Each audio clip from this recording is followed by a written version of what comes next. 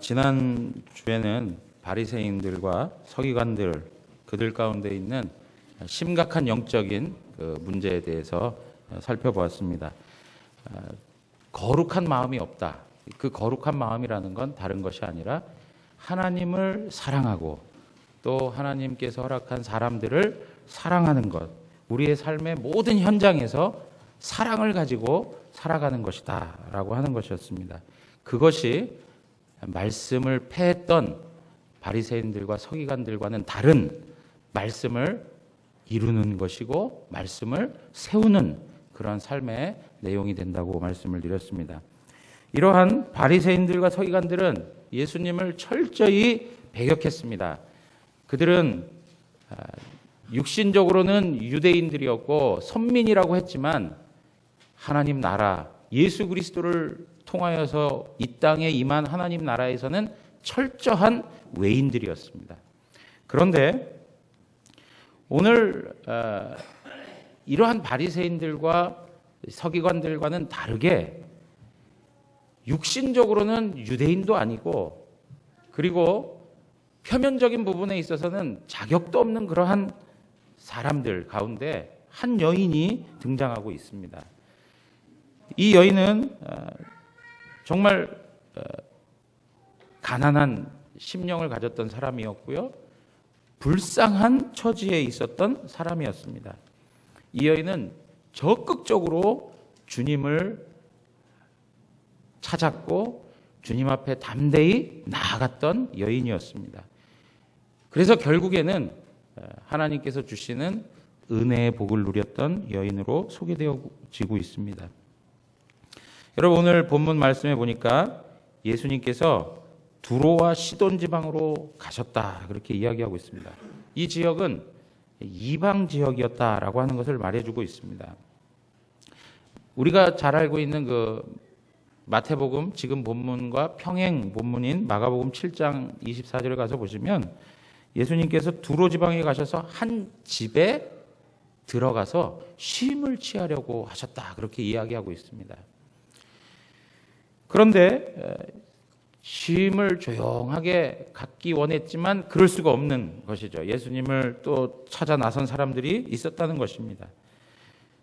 그런데 그 사람들 가운데 오늘 본문에서 말하고 있는 가나안 여인이 등장하고 있는 것입니다.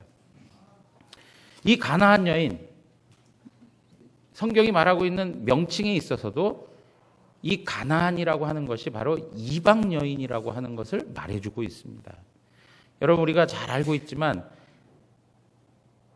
모세를 통해서 이스라엘 백성들을 출애굽시키고 하나님이 지시하는 땅으로 들어가게 할 때 그 가나안 백성들은 복을 얻어야 되는 백성들이 아니라 하나님 앞에 진노를 받고 심판을 받고 멸망당해야 될 백성들이었습니다. 그러니까 이 여인의 출신 성분을 보자면 철저히 하나님 앞에 받아들여질 수 없었던 여인이었음을 말씀해주고 있는 것입니다. 그 마가복음 7장에 가서 보면 이 여인에 대해서 가나안 여인이라고 표현하지 않고 이 여자는 헬라인이다라고 이야기합니다. 헬라인이다. 그리고 수로보닉의 족속이었다 이렇게 말해주고 있습니다. 여러분, 여기서 헬라인이다라고 하는 말은 그 당시에 유대인들의 입장에서 보면 모든 이방 사람들을 대표하는 통칭이 있었는데 그게 무엇이냐면 헬라인이라고 하는 표현이었습니다. 그래서 사도 바울도 뭐라고 얘기하냐면 구원에 대한 적용을 이야기하면서 먼저는 유대인에게요, 그 후에는 헬라인에게로다 그러면서 이방인의 통칭, 이방인들을 두고 말하는 하나의 명칭으로서 헬라인을 언급하고 있는 것입니다. 그리고 여기 수로보니게라고 하는 것은 그 당시에 이제 시리안 그리고 페니키안 족속이었음을 말하고 있습니다. 로마가 다스리는 시리아 지역의 페니키안 족속 중에 한 사람이었다라고 말해주고 있는 것입니다. 결론적으로 말씀드리면 이 여인은 유대인이 아니었고 이방인이었고 이방인 중에서도 감히 하나님의 선민이 될 수 없는 그런 자격 없는 존재였음을 우리에게 말씀해주고 있는 것입니다. 그런데 이 이방 여인에게 큰 문제가 생기게 되었다는 것입니다. 그 여인에게 딸이 있었는데 딸이 어떤 병을 가지고 있었습니까? 더러운 귀신이 들어가가지고 정상적인 삶을 살 수가 없는 것입니다. 아주 흉악하게 되었다라고 하는 것이 이 여인의 고백이었습니다.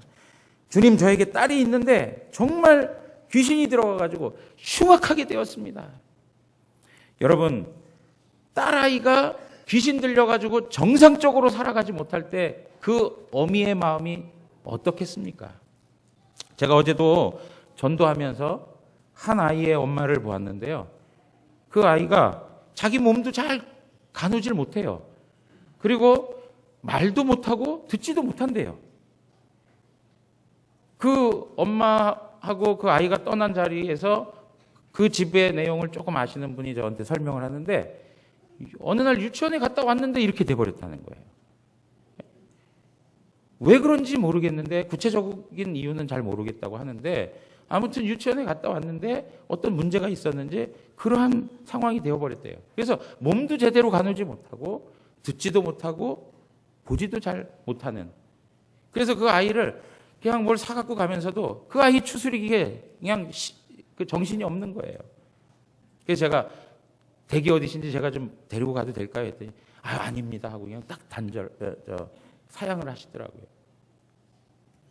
여러분, 이러한 부모님들의 마음이 정말 얼마나 큰 고통 가운데 있는지 우리는 조금이라도 느낄 수 있는 부분들이 있지 않습니까? 우리 주변에도 자녀 때문에 정말 심한 고통을 앓고 살아가는 그러한 모습들을 우리는 많이 봅니다. 삶의 무게에 아주 더 큰 무게를, 고통의 그 무게를 경험하면서 살아가는 그러한 여인이었습니다. 그런데 하나님께서는 이러한 방식을 통해서 결국 하나님이 불러주시죠. 하나님께서는 삶의 무게를 더하시고 고통의 무게를 더하심을 통해서 한 사람 한 사람을 하나님께로 가까이 나오게 하시는 것입니다. 처음에는 내가 그다지 신경 쓰지 아니해도 될 것을 가지고 하나님이 나를 흔드시죠.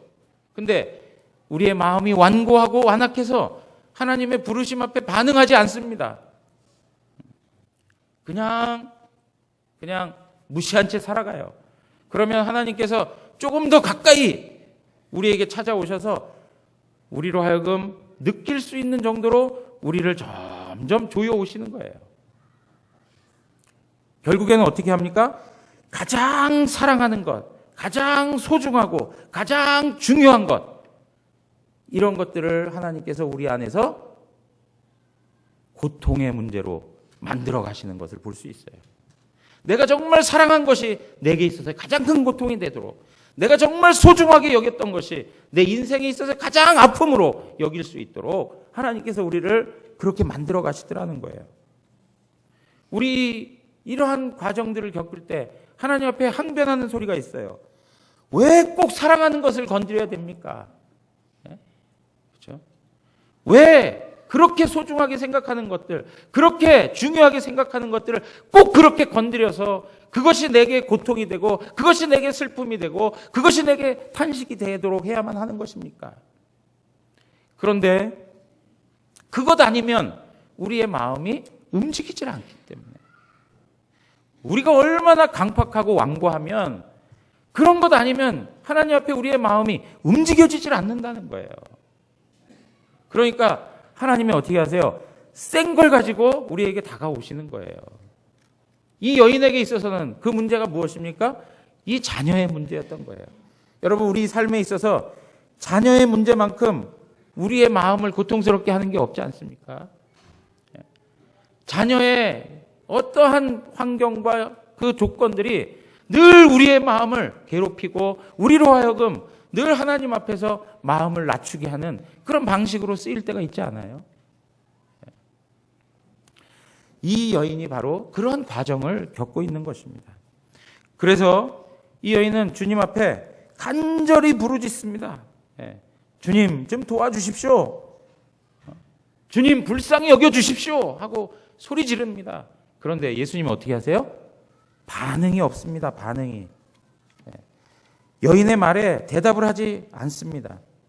오늘 말씀에 보면 소리 질러 이렇게 얘기합니다. 소리를 질렀다. 이 여인이 얼마나 간절한지를 말해주고 있는 것입니다.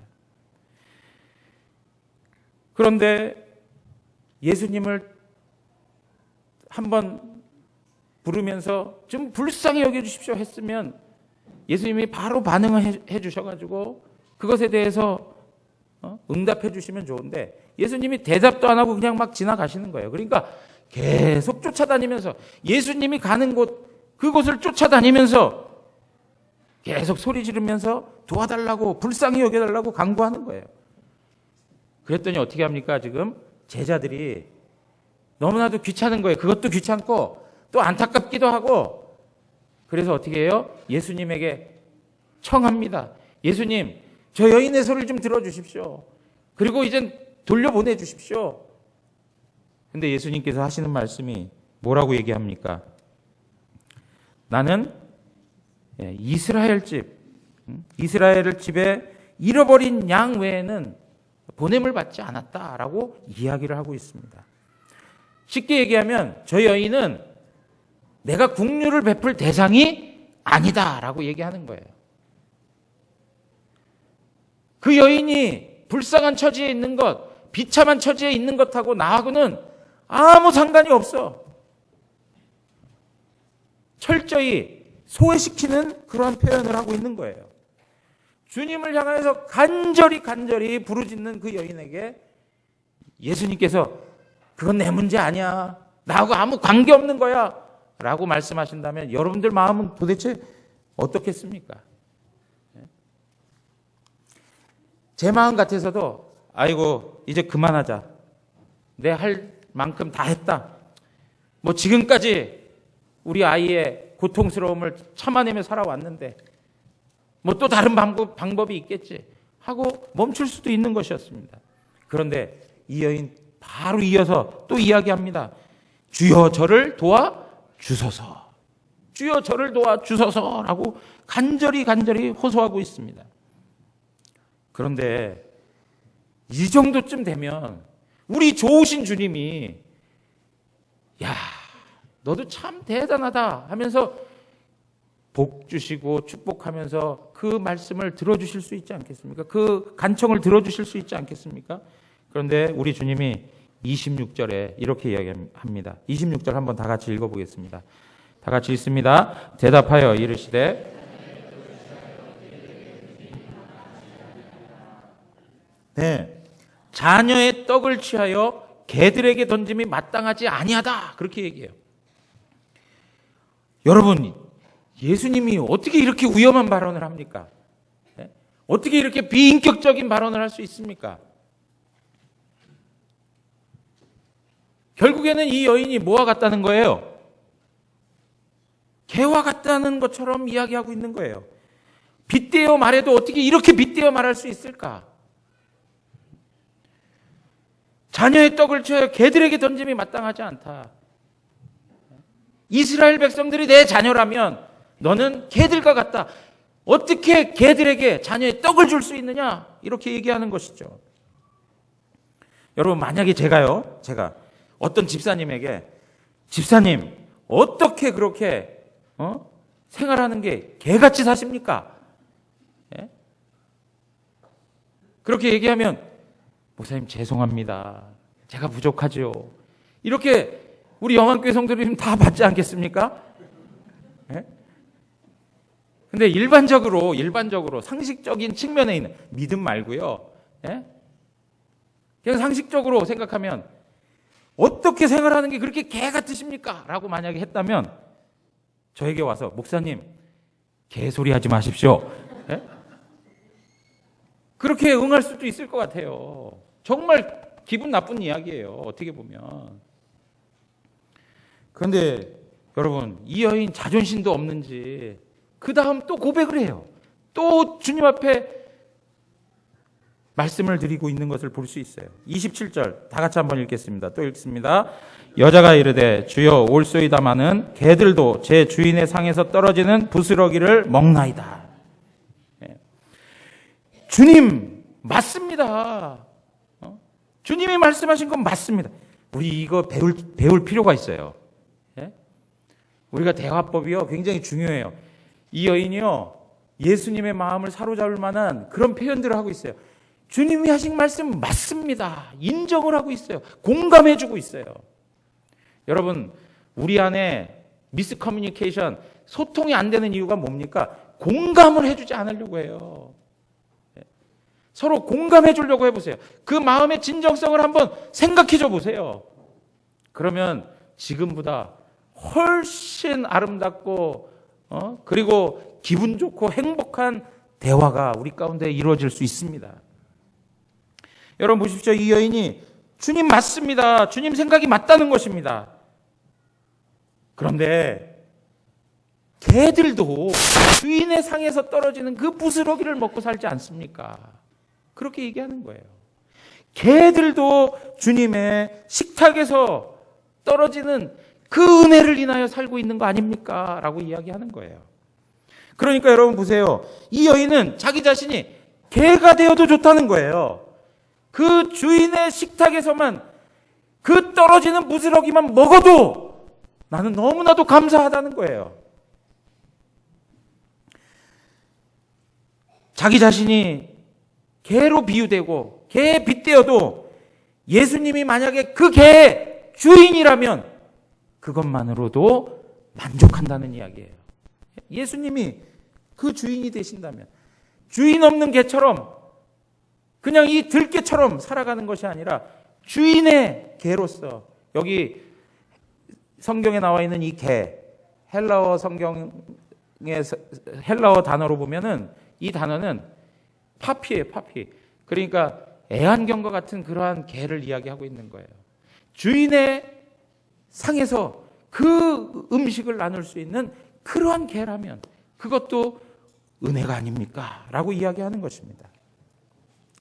사랑하는 성도 여러분, 우리가 누구로부터 소외를 당해본 경험이 한 번쯤은 다 있을 거예요.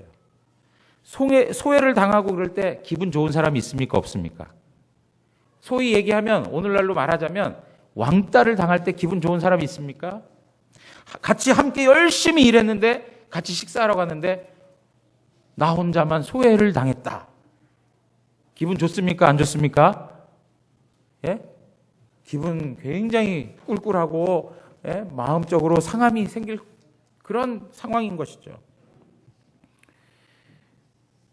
그런데 정말 풍성하고 기쁨이 있고 행복한 그러한 식사의 자리에 초대받지 못했다는 것은 너무나도 안타까운 일일 것입니다. 사랑하는 성도 여러분, 우리가 인간적으로 어떠한 식탁에 초대받지 못하고 소외를 당할 때도 그것이 속상하고 그것이 안타까울 때가 있는데, 진정으로 우리가 참여해야 할 식탁이 무엇이냐면 주님의 상인 거예요. 주님의 상.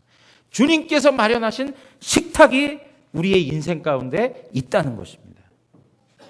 여러분, 하나님께서는 역사적으로 보면 하나님의 백성들에게 식탁을 마련해 주셨습니다. 첫 번째가 무엇이냐면 출애굽기 12장 11절에 가서 보시면 우리 한번 또 읽겠습니다. 너희는 그것을 이렇게 먹을지니 허리에 띠를 띠고 발에 신을 신고 손에 지팡이를 잡고 급히 먹으라. 이것이 여호와의 유월절이니라.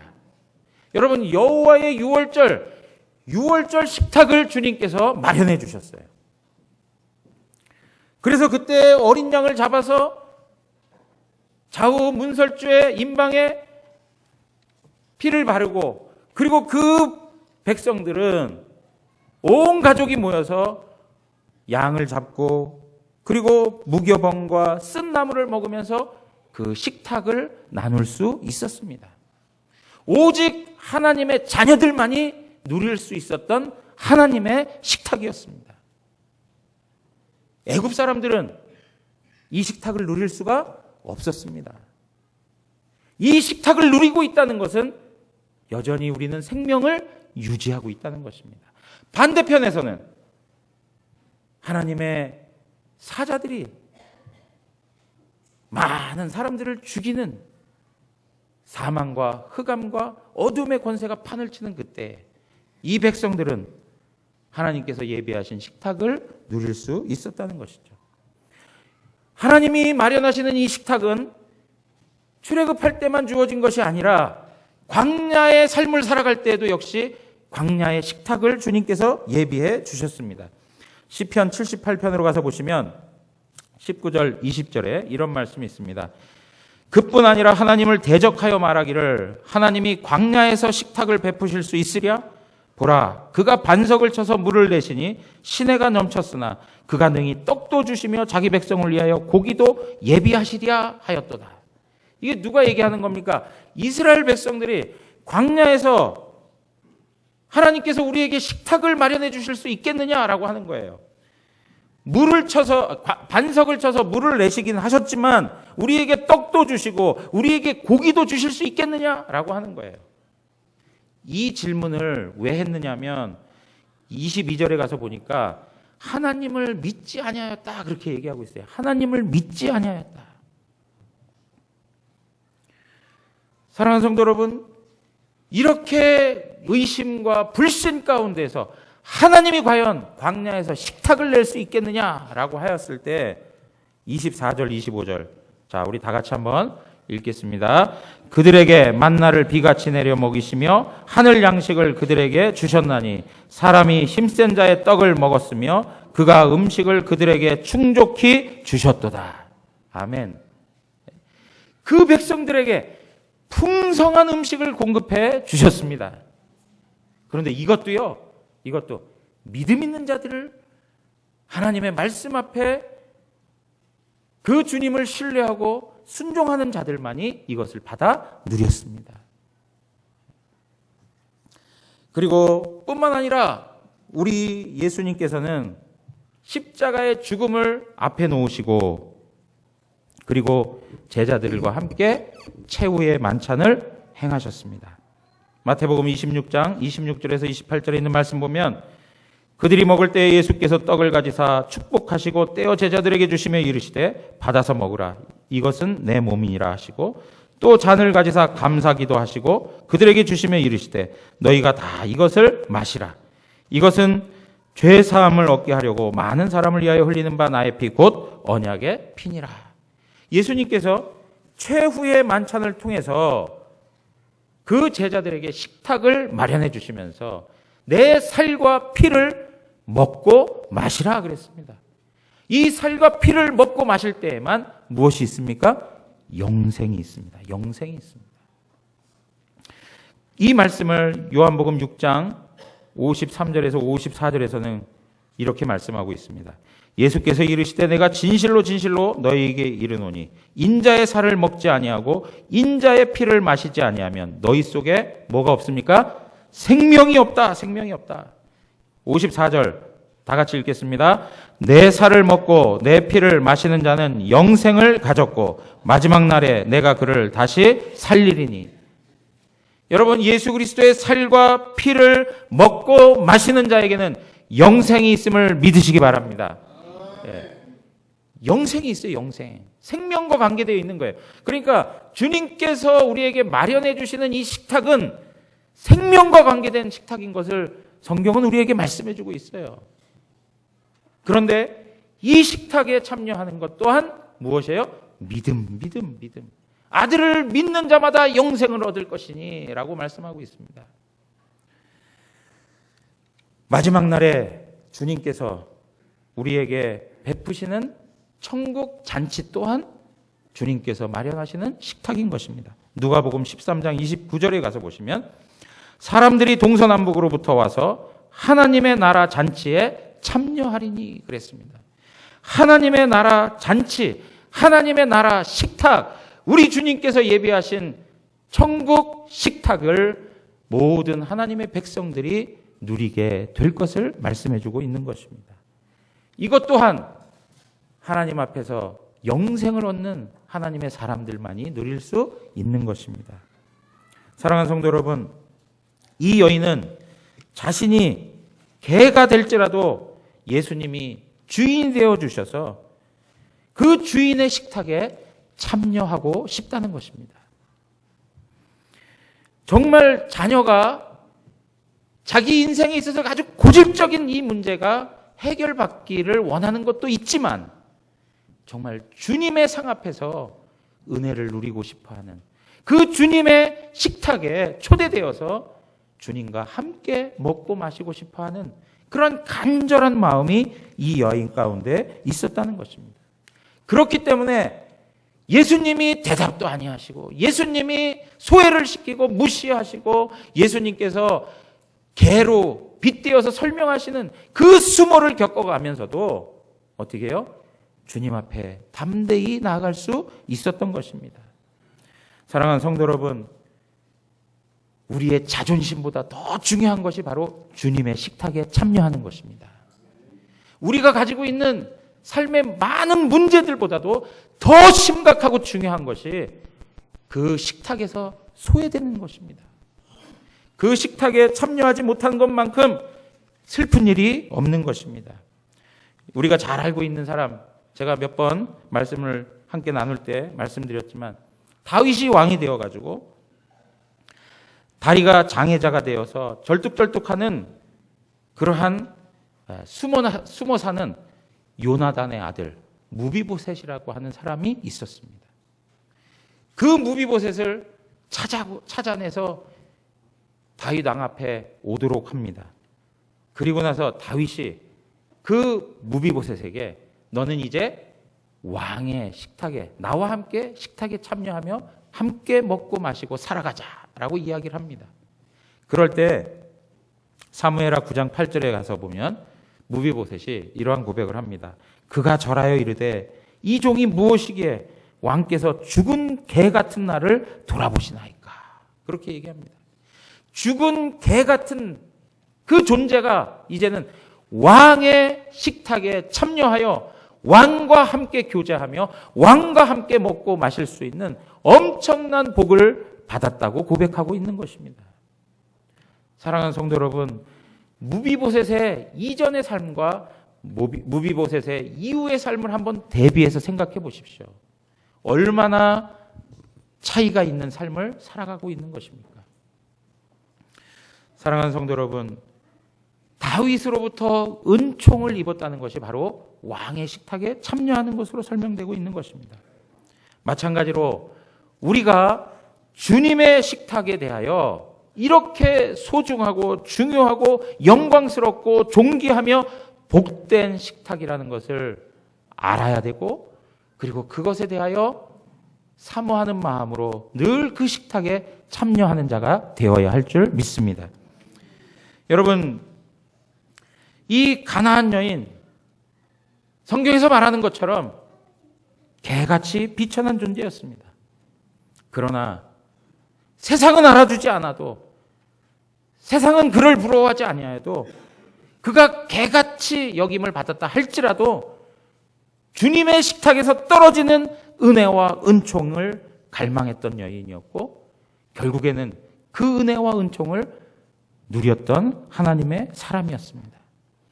이 주님의 식탁에 참여할 수 있는 것은 우리 주님께서도 말씀하셨던 것처럼 이스라엘 백성들, 그들만이 참여할 수 있었던 것인데, 이 여인은 이스라엘 백성으로서의 조건도 없음에도 불구하고 자격 없는 그러한 존재가 하나님의 은혜를 받아 주님의 식탁에 참여할 수 있었다는 것이죠. 어떻게 그것이 가능할 수 있었는가? 무엇 때문에 그 여인이 그 주인의 상에 참여하여 주님과 함께 동행하며 교제하며 행복을 누리며 살아갈 수 있었는가? 오늘 28절이 그 말씀을 해주고 있는 것입니다. 우리 28절 다 같이 읽도록 하겠습니다. 이에 예수께서 대답하여 이르시되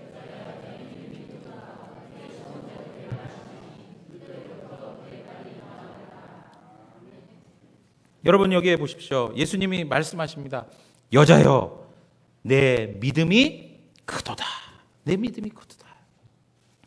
그 여인, 자격 없고 비천하고 가련하고 불쌍한 그 여인이 그 주님의 존귀한 복된 식탁에 참여할 수 있었던 길은 그 여인 안에 믿음이 있었기 때문이라는 것입니다. 사랑하는 성도 여러분, 주님께서 주시는 생명의 식탁, 그곳에 참여할 수 있는 유일한 길은 주님께서 우리 가운데 허락해 주신 믿음밖에는 없습니다. 오직 믿음만이 우리가 유월절 식탁에 참여할 수 있었던 것이고요. 오직 믿음만이 광야의 식탁을 누릴 수 있게 했던 것입니다. 오직 믿음만이 주님의 만찬에 참여하여 영생의 복을 누릴 수 있도록 우리를 이끌 수 있는 것입니다. 그리고 우리가 주님께서 예비하시고 주님께서 영광스럽게 우리 가운데 허락하실 그 천국 잔치에 참여할 수 있는 것도 결국에는 믿음, 오직 믿음만이 나를 그 자리에 앉혀줄 수 있는 것입니다. 사랑하는 성도 여러분, 이 여인의 모습 가운데 믿음의 놀라운 능력이 나타나는데 그 믿음은 인간 조건의 한계를 뛰어넘어 하나님께서 주시는 복을 누리게 한다는 것입니다.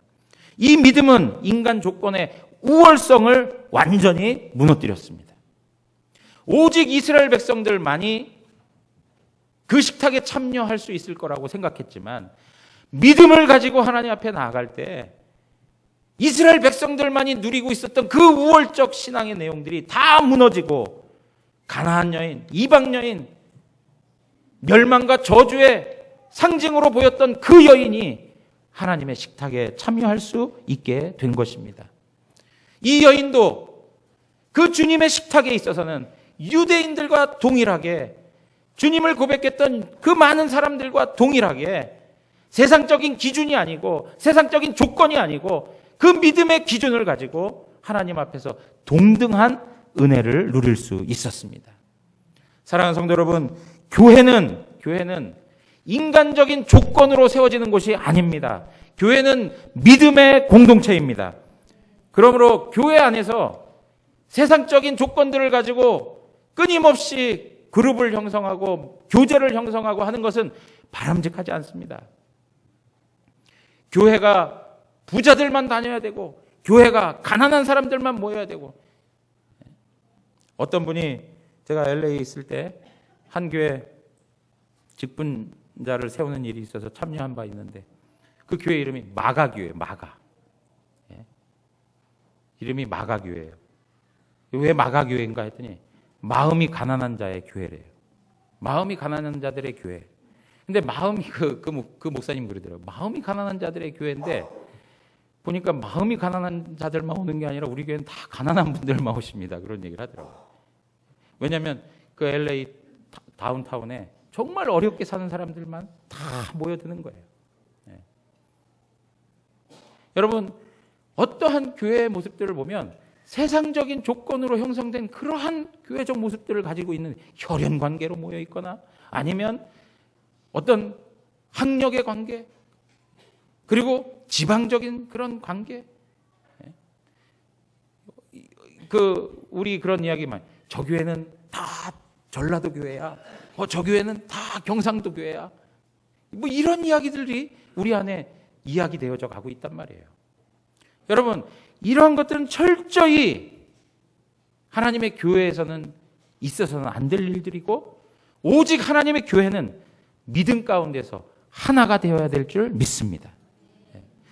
하나님도 한 분이시요 믿음도 하나요.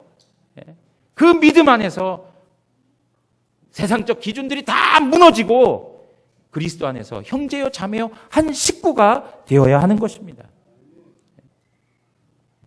그래서 우리 신앙생활 하면서 우리 영안교회에서요, 대구 영안교회에서는 막 세상적인 거 가지고 자랑하고 뭐 공부한 거 갖고 실력 드러내고 그리고 또 뭡니까 가진 것 갖고 의시되고 하는 그런 것들이 있으면 단호하게 이건 삐뚤어진 신앙이구나, 이거 잘못된 신앙이구나, 이거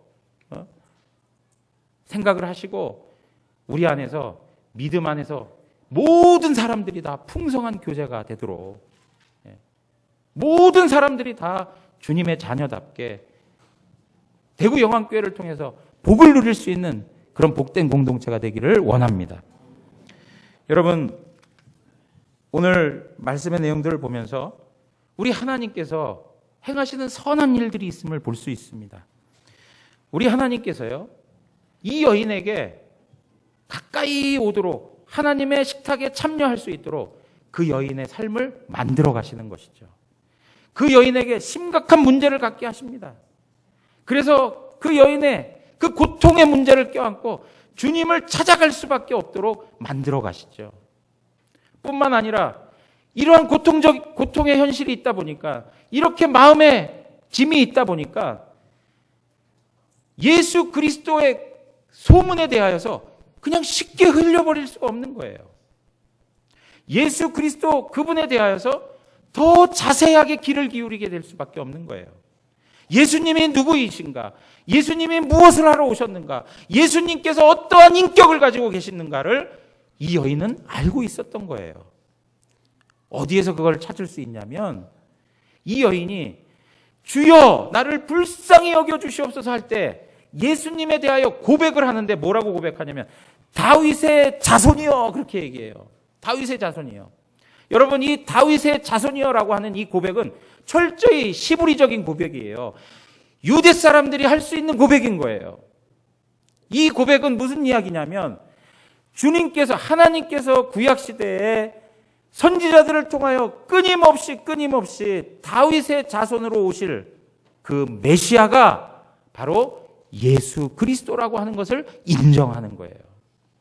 사랑하는 성도 여러분, 이 여인은 그리스도에 대한 지식을 가지고 있었습니다. 하나님께서는 그 여인의 귀 속에, 그 여인의 마음 속에 하나님을 아는 지식을 허락해 주셨어요. 그 귓가에 하나님의 말씀을 들려주셔서 그 말씀을 통하여 그 마음 가운데 믿음을 하나님께서 허락해 주셨다는 것입니다. 사랑하는 성도 여러분, 믿음은 우리가 만들어내는 것이 아닙니다. 믿음은 하나님의 선물입니다. 우리의 마음 가운데 있는 믿음 또한 우리가 만들어낸 게 아니라 하나님께서 우리의 삶의 과정들을 통해서, 그리고 하나님의 말씀을 들려주심으로 우리 안에 믿음을 세워주신 것입니다. 믿음은 어디에서 난다고요? 들음에서 나고, 들음은 크게 말씀하세요. 들음은요? 그리스도의 말씀에서.